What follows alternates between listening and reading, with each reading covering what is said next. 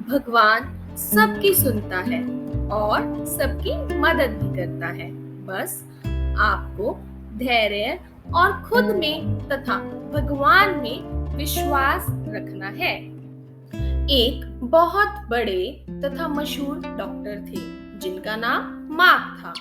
वह एक cancer specialist थे।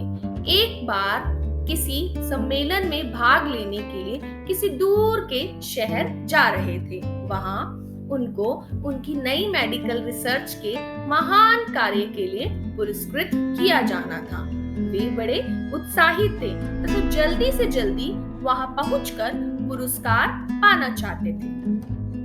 उनके जहाज के उड़ने के बाद प्लेन में तकनीकी खराबी के कारण प्लेन को आपातकालीन लैंडिंग करनी पड़ी। दूसरी फ्लाइट लेट थी। डॉक्टर को लगा कि वे अपने सम्मेलन में नहीं पहुंच पाएंगे, इसलिए वे प्लेन से उतरे और एक टैक्सी किराए पर ली, लेकिन बिना ड्राइवर के। इसलिए उन्होंने टैक्सी खुद ही चलाई। उन्हें यात्रा शुरू की। कुछ देर बाद बहुत तेज आंधी तूफान शुरू हो गया। रास्ता लगभग दिखना बंद सा हो गया, जिसकी वजह से वे गलत रास्ते की ओर मुड़ गए। लगभग 2 घंटे भटकने के बाद उनको समझ आ गया कि वे रास्ता भटक गए हैं। थक तो वो गए ही थे, भूख भी उन्हें बहुत जोर से लग गई थी। हम सड़क पर भोजन की तलाश में वे गाड़ी इधर उधर चलाने लगे।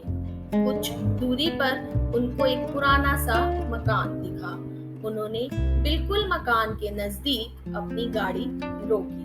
परेशान से होकर गाड़ी से उतरे और उस छोटे से घर का दरवाजा खटखटाया। एक स्त्री ने दरवाजा खोलने उन्हें अपनी स्थिति बताई और एक फोन करने की इजाजत मांगी। उस स्त्री ने बताया कि उसके यहाँ फोन नहीं है। फिर भी उसने उनसे कहा कि आप अंदर आइए और चाय पीजिए और थोड़ा आराम कीजिए। मौसम थोड़ा ठीक हो जाने पर आगे चले जाना। उस औरत ने उन्हें बिठाया और बड़े सम्मान के साथ चाय दी। वह कुछ खाने को दिया। साथ ही उसने कहा, आइए खाने से पहले भगवान से प्रार्थना करें और उनका धन्यवाद दें। उसने कई प्रकार की प्रार्थनाएं की। डॉक्टर मार्क को लगा कि हो ना हो इस स्त्री को कुछ समस्या है। जैसे ही वह औरत अपने पूजा के स्थान से उठी तो डॉक्टर ने पूछा, आपको भगवान से क्या चाहिए? क्या आपको लगता है कि भगवान आपकी प्रार्थनाएं सुनेंगे? उस औरत ने धीमे से उदासी भरी मुस्कुराहट के साथ कहा, ये मेरा लड़का है और इसको कैंसर है, जिसका इलाज मार्क नाम के एक डॉक्टर कर सकते हैं, लेकिन मेरे पास इतने पैसे नहीं है कि मैं उनके पास उनके शहर जा सकूं, क्योंकि वे दूर किसी शहर में रहते हैं। डॉक्टर मार्क यह सुनकर बिल्कुल सुन्न हो गए। उनकी आंखों से आंसू गिरने लगे। वे अपने मन में कहने लगे, भगवान बहुत महान है। उन्हें सारा घटनाक्रम याद आने लगा। कैसे उन्हें सम्मेलन में जाना था, कैसे इस अनजान शहर में वे तूफान की वजह से रास्ता भटक गए और यहाँ आ गए।